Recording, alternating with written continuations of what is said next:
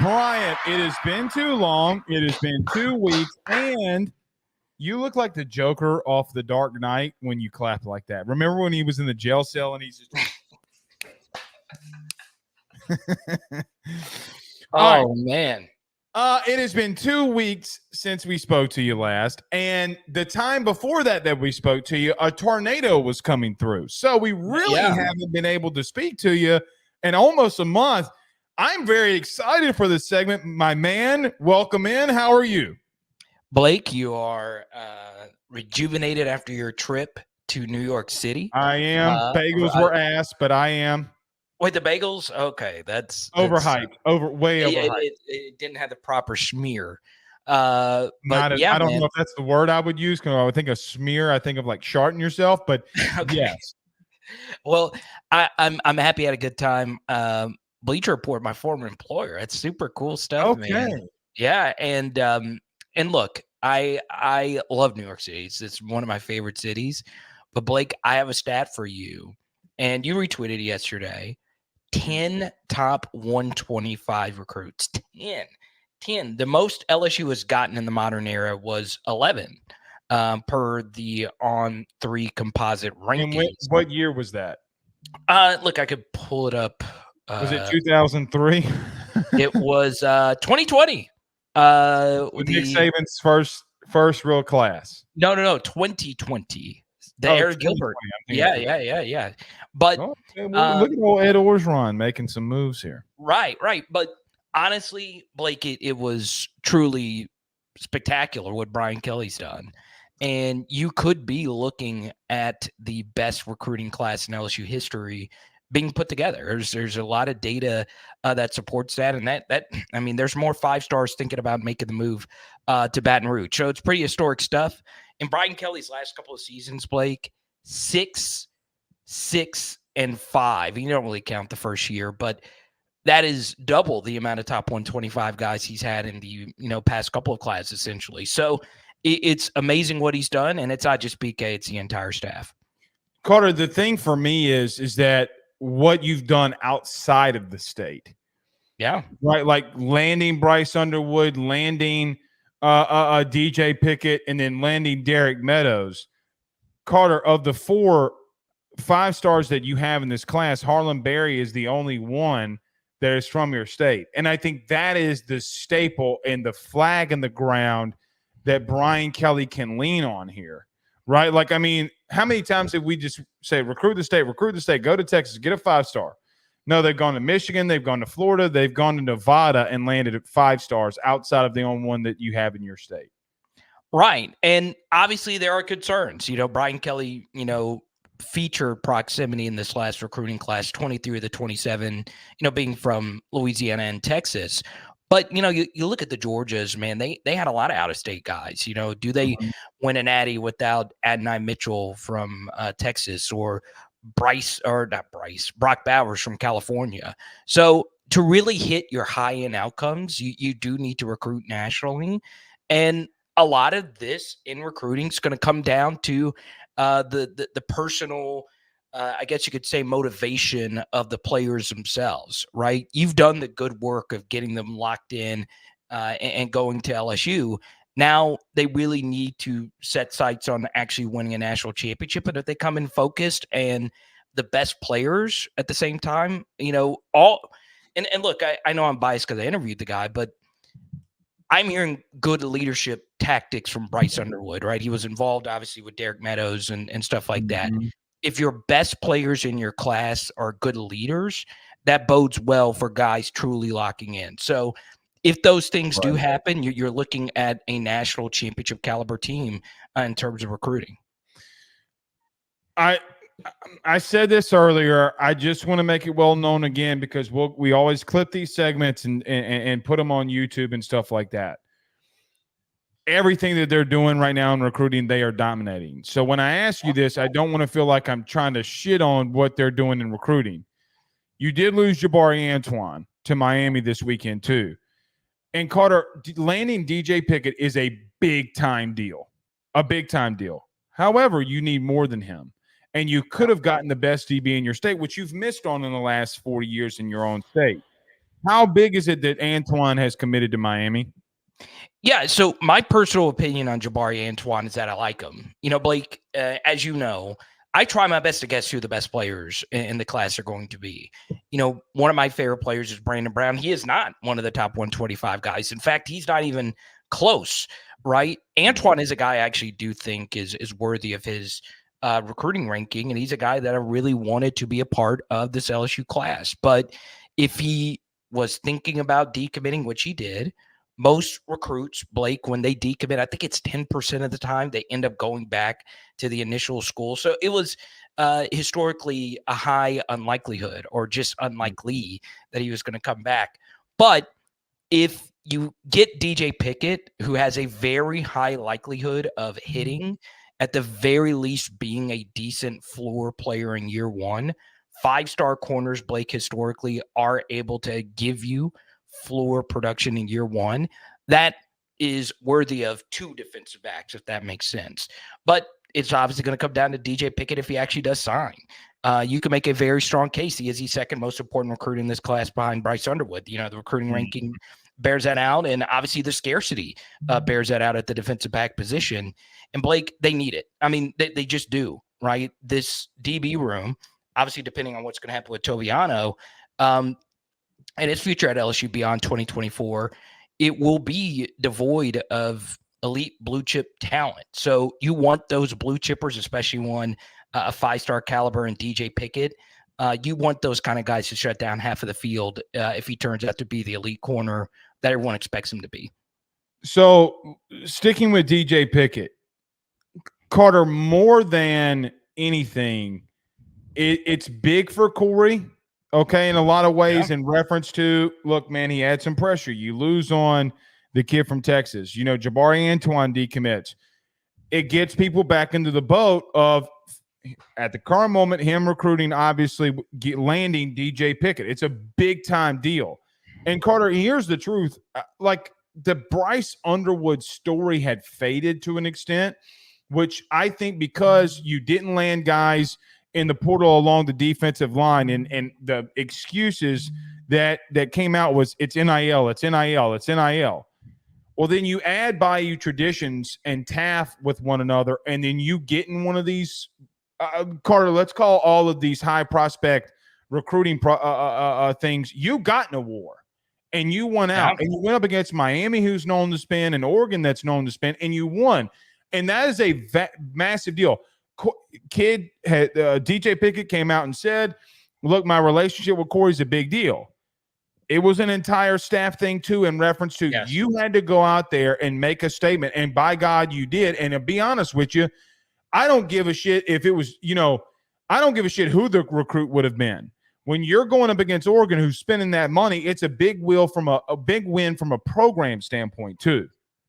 Yeah, it's not a mystery, Blake, at this point that Oregon is definitely top 3 in spending. Right God, heavens, yes. If not number 1. So, yeah, that was just a massive recruiting win, and you give Corey, a lot of credit.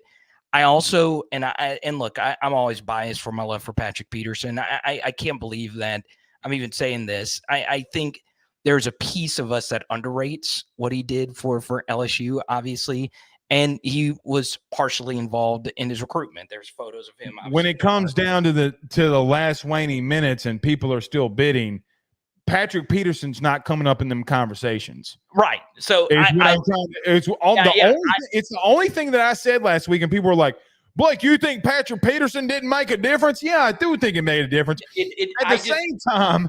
No, it wasn't the decide. No, I'm not saying I just wanted to. I know, but I'm just saying, like, okay, Yes, I am. Anytime I could give PP7 his flowers, I do it. Right? I'm with you. But DJ Pickett did come out and say that he told Brian Kelly 10 minutes before he went live and committed. Yeah. So don't tell me that shit didn't go down the wire. It did. And honestly, the day before, Blake, all the smoke was Oregon, right? Everybody. And look, what's your boy at On 3? Wilfong doesn't normally miss. No, Steve. It is amazing how good he is. It is unfreaking believable how good he is. Like, I understand Woj and Shams, and I've gotten firsthand like experience. of watching Woj at the NBA draft many years ago. I get how those guys get all the stuff right and first and all of that. Wilfong, I really have no idea how he is so damn accurate at these recruiting predictions. But even he, was scrambling to try and figure this out. So, Blake, this is what I would also say about DJ Pickett, right? A guy like him, and then let's say a guy like Damian Shanklin, who is 100% shut down, obviously from Indianapolis. I've heard that it truly is 100% shut down, and that always can change. But I spoke to Shanklin at the spring game. He seems like he really wants to be here. Let's be honest, Pickett is still going to be getting recruited, so it's going to be harder than normal to keep that SIG. And if you do, I do think DJ Pickett is really, really, really special athletic. 6'4", two-way athlete. Do you think he plays at corner? Because a lot of his film, he's at safety too now. Right. And obviously a lot of his film, he's at receiver. Right. I would be very cautious of moving him to safety because a 6'4" free corner just changes so much more than a safety. Very fair. Very fair. But look, this is, that's going to be the big thing. What is the best way of getting this talent to give you ROI on your investment? Because finding the right position is tough. Like, for instance, and I would be saying this about this guy, even if what happened didn't happen over the weekend, but Toviano, right? There's still question marks about, let's just say that didn't happen at all. What is his best position? It's hard to figure this stuff out in high school. And you do sometimes see, Blake, the positional ambiguity that a prospect had in high school can make it a little bit tougher trying to translate his athleticism into the college level. So with Pickett, I do think he could be a high-level SEC corner, and I believe he will be. Very quickly, because we got to move on, Phil, because you brought up Toviano too. Yeah. Does this put a nail in the coffin about Brian Kelly and recruiting? Yes, it does. Look, I shared this now when I shared a minute ago. The only thing I would add to that, Blake, and this has always been my retort to Brian Kelly can't recruit things, is that, yes, he can recruit. I think everyone could see it now, and everyone makes a comment, and rightfully so. He took a lot of heat from Notre Dame fans that he's not this tireless recruiter on the trail, which, everyone could have their own opinion about that. But part of why Brian Kelly came to LSU is that he knows that this type of recruiting can happen at LSU. Can Notre Dame recruiting ever get to this level? I don't think so. I really don't think so. Head to head with Shanklin and Meadows and lost if you're Notre Dame. Right. And it's a big deal because you lost to your former coach who you this guy's not going to come in here and recruit. Right. Part of why Brian Kelly came to LSU is because these recruiting classes can happen at LSU. It is one of the 4 or 5 schools that can just do it, right? Let's just say NIL wasn't a thing. LSU is one of the top 4 or 5 brands. Now NIL is a thing, and LSU's gotten their act together. Obviously, as you mentioned, Bayou Traditions, TAF, you understand a lot of behind-the-scenes stuff like that. Yeah, LSU is definitely one of those schools, and Brian Kelly knew that. That's why he came to LSU, to get this national championship level talent, and he has taken it to another level. And one thing that I would say about Brian Kelly's recruiting is the offensive line recruiting is where it matters the most. When it comes out of high school, you've got to recruit offensive line at a high level, and Brian Kelly has done that. Obviously, it helped that Will Campbell and Emory Jones fell in your lap, and those were, the best Louisiana offensive linemen in a very long time. But, he's continued it. He's continued with Weston Davis. He's continued it with Tyler Miller and Carius Kern and so on and so on. These are the top 100 blue chip offensive linemen that could take your classes to the next level. And you give BK a lot of credit, not only recruiting those guys, but developing a Garrett Dellinger, developing a Miles Frazier. So Brian Kelly deserves a lot of credit with that, and obviously Brad Davis as well. Carter, I'm very concerned at DB, man. Take the coaches out of it, take Brian Kelly out of it, just on field with Toviano and his situation. are you realistically going to run a true freshman corner in PJ Woodland, who, by the way, I think the kid can play. Yeah. But you normally talk about a true freshman coming in and starting like Derek Stingley or DJ Pickett. You don't expect a 3-star kid who, yes, was the Gatorade Player of the Year in Mississippi. You don't expect him to come in year one and start, right? Like you wouldn't ever say that. But now that Toviano has gone down, Carter, he started at the other boundary in the spring game. What do you do there? Does J.K. Johnson step it up? Like, does J.V.R. Brown step it up? Like, when does Zy Alexander come back? I think there's more question marks at the secondary than we have talked about all offseason because of that interior of the defensive line. Like, it's a major issue. I mean, there's no other way around it. And Zachariah Branch is as talented as a lot of LSU wide receivers in the past, right? He's not on like the Julio Jones, like Calvin Ridley level, but he can get to that level. Your remark reminds me of a lot of Calvin Ridley, if I'm being honest. Yeah, and look, Blake, you if you were just a neutral looking at LSU situation, and you were to ask most people who would you guess the 3 best corners on the team would be, you would say probably Zy Alexander, Ashton Stamps, and PJ Woodland, just based on what was said and based on the actions of the coaches. Some of this is stuff that I've heard, whatever. They would say that those were the 3 corners, even if the Toviano thing didn't happen this past weekend. So those 3 guys very well could be all SEC guys. Those 3 guys could exceed expectations. In the past, there have been 3-star true freshman DBs that have, contributed to LSU right away. Obviously, Jalen Mills is one that pops in my mind. But you are asking a lot if an FCS transfer, a 3-star year 2 guy, and a 3-star year 1 guy are your 3 top corners when wide receiver talent has never been better with all the 7-on-7. Every damn year, Blake, everybody's got good receivers now. All the best FCS and non-Power 5 D1 guys get scooped up by all these different schools now. So wide receiver talent is way better than it's ever been. And now you need better DBs than you've ever really needed. It's a lot. You're asking a lot, even if you think Zy Alexander and Stamps and Woodland are going to be good. It's a stretch that all 3 of those guys can give you what you need out of the cornerback position for this year to be successful. So, look, it's not anyone's fault that LSU is in this spot. Some of it is just a run of bad luck. But, yeah, you should be very concerned about the LSU secondary. And that's where guys like Corey Raymond are going to come in. That's where guys like Blake Baker are going to come in.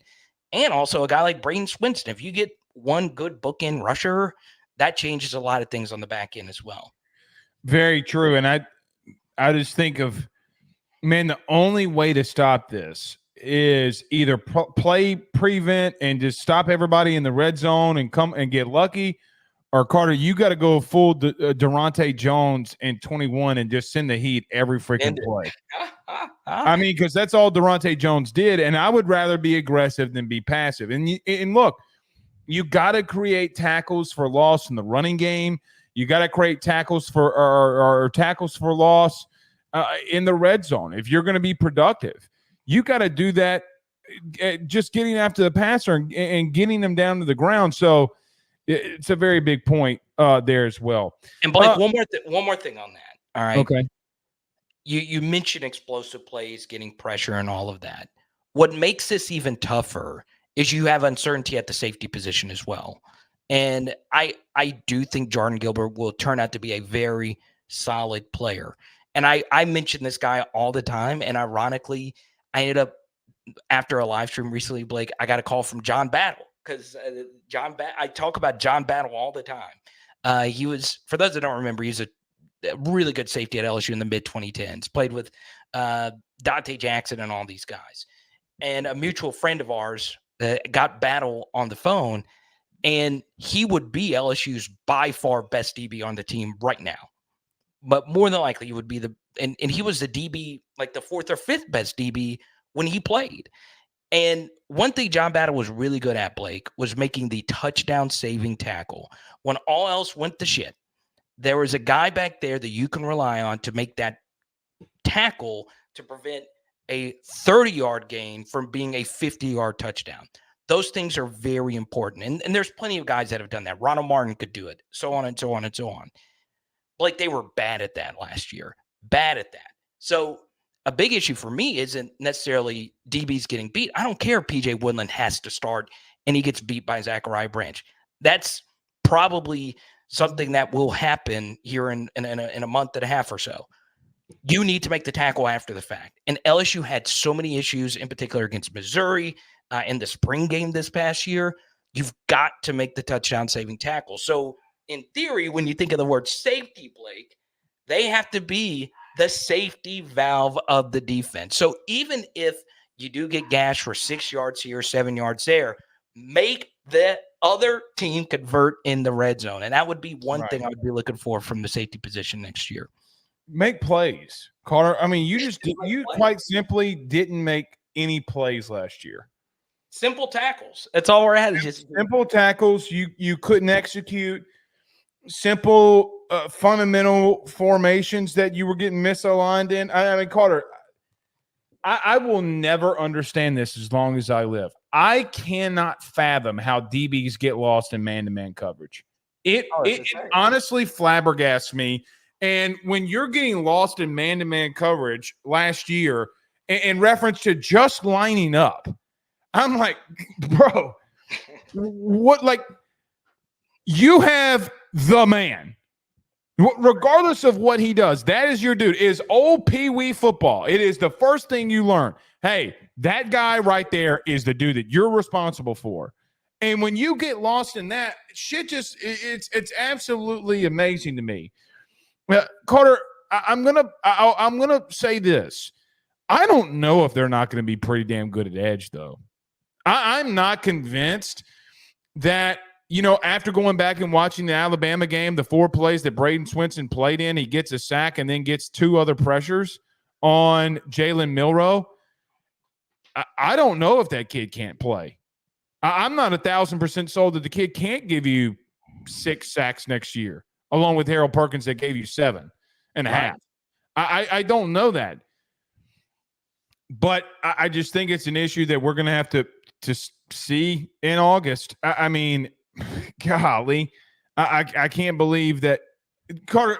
It's the things that hold me back. I think you're serviceable at other positions. I don't think you're going to be as bad at safety you were a year ago. Okay, so you because I think that Kylan Jackson's coming. I think it's undeniable if the kid gets his mind on right. I think it's not undeniable that if you make a mistake at safety, here comes Kylan Jackson. After what I saw from that kid, Kylan Jackson didn't care. Carl, let me tell a quick story. Kamarian Pimpton goes up for a jump ball in the back of the end zone during spring, and they were doing a red zone drill. And Pimpton came down wrong, and Kylan Jackson is jawing to him while he's running back to the huddle. Fight breaks out, and I'm like, all right, we're about to find some dogs in this. Kylan Jackson is the kid that, like, when we talked about LSU DBs, all right, my man's going to square up. My man's going to come down and light your ass up. I think he just gets lost in coverage, which is a big deal. But if you need a true strong safety, I think he can come down and knock your head off. As the old song came out when we played football back in the day, remember, we some head buses. We some head buses. I will knock somebody's head off. We some head buses. That is Kylan Jackson to me. I think that they got talent there, if I'm being honest. And at the edge. It's everything else for me that I'm worried about. When I say that, your response. Yeah, no, I'm with you, Blake. And honestly, there's a lot of ifs, ands, and buts. That very fair. Very fair to say that. Because, look, every year defensively, there's someone that exceeds expectations, right? Even if guys you think weren't good the year before, every year LSU has someone that you think is probably a little bit better than you probably initially thought. And, last year for me, it was Braden Swinson, like you mentioned, third, he was the third best edge according to Pro Football Focus's grading. So, yeah, hopefully those things do work out. And Blake, there's going to be a lot of new bodies and a lot of new positions with a lot of new coaching. Hopefully it does turn out to be better than expected. But to your point, obviously this is not going to be going into next year on paper one of the more talented LSU teams. Offensive line, yes. Everything else, probably not, right? But one thing my bad. No. The one thing I do want to get, because we are, coming up on the end here, is the schedule does it sets up really nicely. You beat USC, Carter. There's only 2 for sure losses you should have on paper.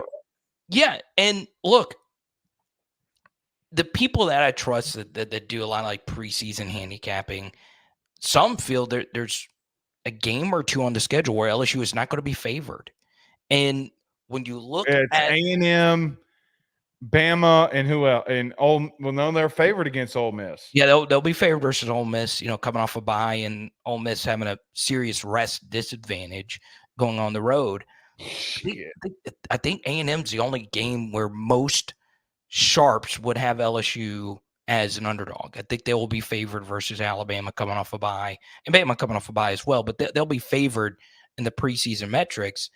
One thing I want to point out, Blake, obviously SEC Media Days wasn't as powerful as it normally is. Saban, Jimbo wasn't, speaking, and those guys, had a lot of weight. It was so wild. Texas and Oklahoma fans would have told you it's the biggest SEC Media Days in history. Yeah. But there was also the video game release, and that's what everyone was talking about. I mean, you were in New York, and I was streaming the game. I mean, it is. That was my last question to you.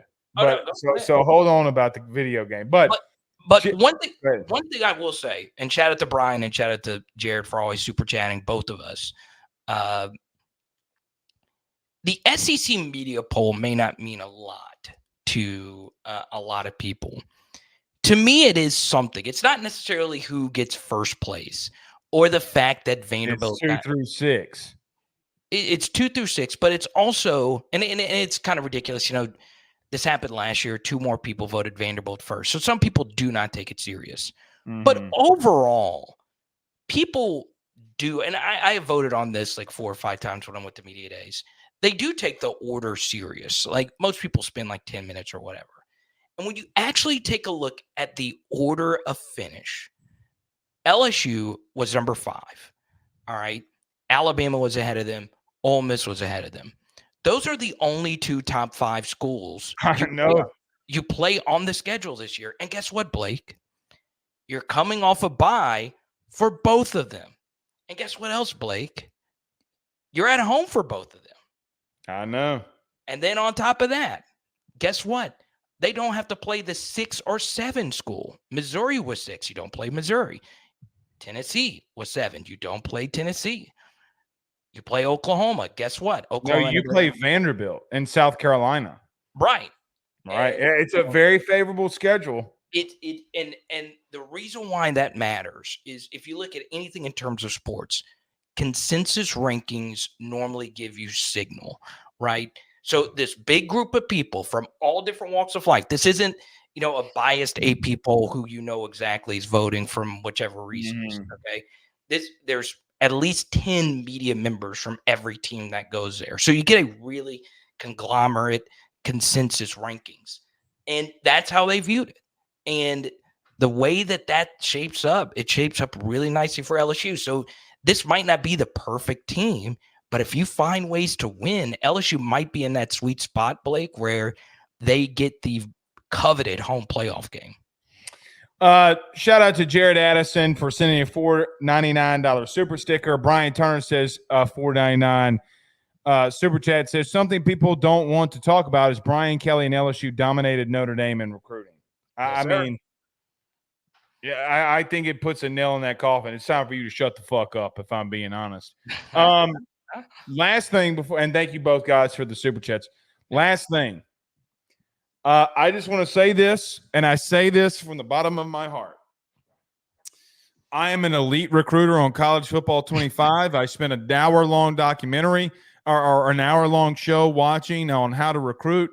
I just want to let it be known I have flipped 5 stars from Alabama. I have signed, in this last class, 12 5 stars. Okay, I do not scout players. Screw it. Okay, I am trying to be the number one dude. I'll hit on most of them. I just want to say LSU is now going into year 2 and back-to-back number 1 overall recruiting classes. And I will say this, we're on our way to winning our second national title here with Blake Ruffino as the head coach. It would not be missed upon me. The final score of LSU Alabama in year 1 was 77-7. Yes, I did put it on freshmen because I wanted to whip their ass and enjoy every single second that I did it. It was the only game that I played freshmen on. So I will just admit, if you want to hire Blake Ruffino as your college football 25 head coach, I am available. I need you because Blake, out of any, are you not recruiting well enough? Is that been the issue? I've not even tried that because I'm so bad at the game. Like I spent all the money. Probably, I got a capture card for more streaming and all that kind of stuff. Like a kid next door. All right, do not challenge. No, dude. No, this kid just dismantled me. Like he was about to make me rage quit because he started singing songs. Like he literally sat right here. What team did he have, and what team did you have? Dude, okay, so at first I was like, okay, he's young. He's like an 8th grade football player. Zion, great kid. And at first I had like, I think I picked like Arkansas and he had like South Carolina. He destroyed me. And then I was like, okay, you're way Lenore Sellers whipping your ass? Okay. So then I was like, okay, let me get Tennessee. I like Tennessee a lot. Destroyed me. He got like I don't know, some middle tier school. No, he got Mississippi State. And I was at home. He destroyed me. Then oh my God. And then I got Georgia and he got Louisiana Tech. He destroyed me again. His joystick. No freaking way. I've not really practiced. I've streamed. The only time I've played the game is like the hour. Oh, so you're hot ass. Paul. I am hot dog water. Like it is insane how much practice I need on this game. But well, if it makes you feel any better, your boy went up to New York and beat Joe DeLeon by a point. I went for 2. I did. Carter, in the back of my mind, I wanted to tell you this while we're on the show so I could see your facial expression. When I scored that last touchdown, in the back of my mind, I had WWCD. What would Carter do? And the real Carter, when he talks about real football, would say, if you got the momentum, go for 2. Be aggressive. Be aggressive. So I went for 2, went to New York, come back with a W. So you assisted as the offensive play caller here. I just want to let you know. And I'm your spirit animal, man. I'm proud of you, man. I am. But yeah, if you want to get a W, I don't know how to set up an online game, but if you want to get a W, you want to play, dude. I am ass. Like, and I'm able to see the coverages. I'm like, okay, I can see the leverage of the DB, all that stuff, and out should work. I didn't know you have to actually control your receivers to go catch the ball. I didn't know that. I thought you were supposed to just let this kid was just pick sixing me. I mean, he looked like prime Patrick Peterson and Ron Brooks out there taking me to the house almost every time. But the game is incredible. And nostalgia, it's worth the hundreds of dollars I really don't have to go get this because it really is an awesome experience.